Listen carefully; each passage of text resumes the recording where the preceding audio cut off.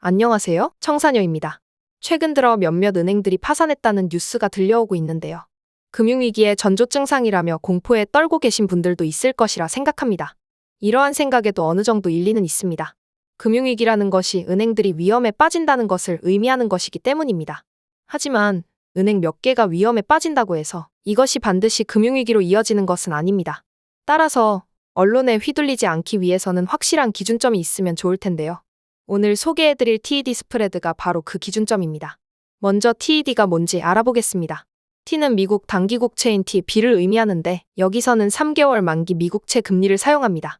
ED는 유로달러에서 ED를 따온 것인데요. 실제 사용하는 숫자는 리보금리라고 이야기하는 런던 은행끼리 자금을 융통할 때 적용되는 금리 중 3개월짜리 금리를 의미합니다.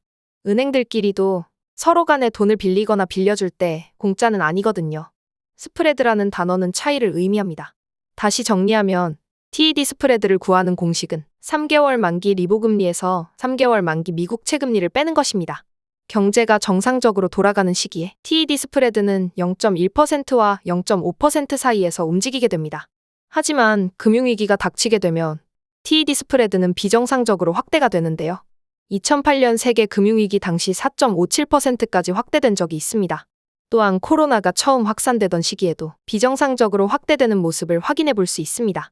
그렇다면 TED 스프레드가 확대되는 것은 어떻게 해석해 볼 수 있을까요? 위기 상황이든 그렇지 않은 상황이든 시장 참여자들은 미국이라는 나라가 망할 확률은 거의 없다라고 판단합니다.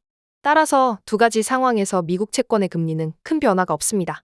반면 위기 상황이 왔을 때 은행은 망할 수도 있겠죠. 런던에 있는 은행들끼리 돈을 융통할 때 적용되는 금리 역시 위기 상황이 다가오면 은행들끼리도 서로를 믿지 못하여 돈을 빌려주지 않거나 만약에 빌려준다고 해도 높은 이자를 요구하게 될 것입니다. TED 스프레드가 급격히 확대되는 상황 속에서 기업이나 일반 국민들이 은행에서 제대로 대출을 받을 수 있을까요? 은행들끼리도 돈을 안 빌려주는 상황에서 일반인들은 대출을 받기는커녕 기존에 빌렸던 대출에 대해서 만기 연장을 거부당하거나 턱없이 높은 이자를 내라고 요구받게 될 것입니다. 몇몇 은행들이 파산하고 있는 현재 TED 스프레드는 어느 정도 수준일까요?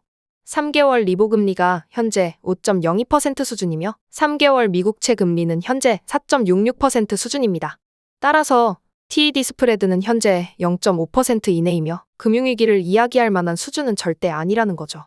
실제로 금융위기를 암시하는 지표들은 한두 개가 아닙니다.